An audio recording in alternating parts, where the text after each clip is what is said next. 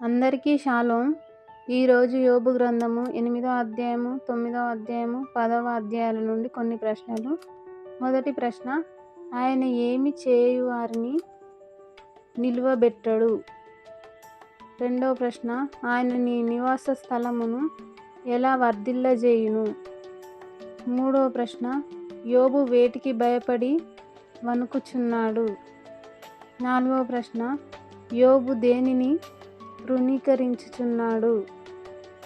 ఐదవ ప్రశ్న, ఆయన దేనిని దాని స్థలము నుండి కదిలించువాడు?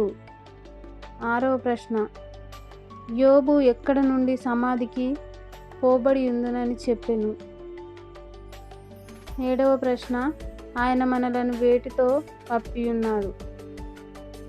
ఈ సమాధానం తెలిసిన వాళ్ళు కామెంట్ బాక్స్లో తెలియజేయగలరు. షేర్ చేయండి, సబ్స్క్రైబ్ చేయండి, లైక్ చేయండి.